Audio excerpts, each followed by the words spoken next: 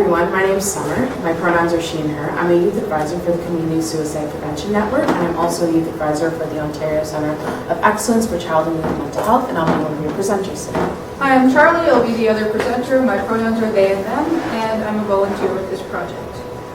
So we have a number of community partners for this project. We have the Centre of Excellence for Child and Youth Mental Health, CHIO, YouthNet, and the Community Suicide Prevention Network. So what this project is, it's an online bilingual youth peer support training module to try and instruct youth on how to conduct peer support in their communities. And it's aimed at youth aged 16 to 25. So we're hoping to launch this project hopefully by October 2017. We've had a few working group meetings here and there about what the project will consist of, what the content will look like, and we've had these meetings from February 2017.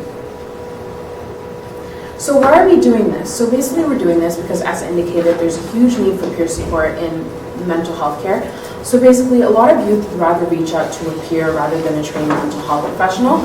And basically we want to make sure that these youth have proper guidelines in providing informal peer support to their peers. And there's a lot out there for peer support for adults, but there's not a lot out there for peer support for youth, and that's basically why we want to do this project. So there'll be an... Oh, sorry. There's two.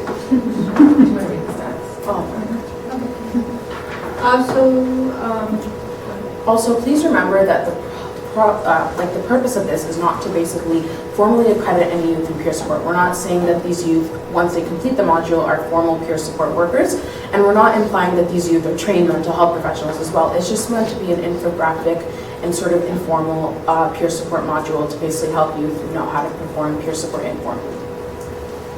There'll be a number of topics covered in the peer support training module. It will start off with kind of a 101 section that will talk about what peer support is, and also importantly what it isn't, and what the limits to doing peer support are.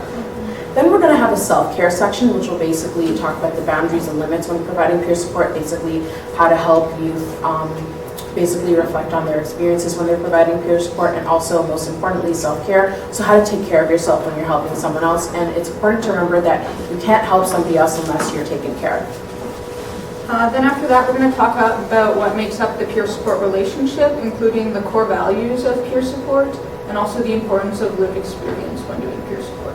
We're also going to talk about the recovery model, so emphasizing that recovery looks different for everyone, talking about individual and lived experience recovery, and yeah. And then after that, we're going to have a section on communication and listening skills, which will also include understanding triggers both for yourself and for the person you're helping, and also it will include anti-oppressive practices. Then we're going to talk about building your resource toolbox. So basically we want youth to basically build this toolkit of community resources that they can refer their peers to.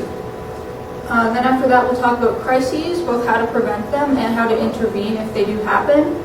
And this section will also include information about suicide prevention, intervention, and postvention. We're also lastly going to talk about the closure, so how to properly end the peer support relationship where you and the person you're peer supporting are taken care of, and basically you're both provided with closure.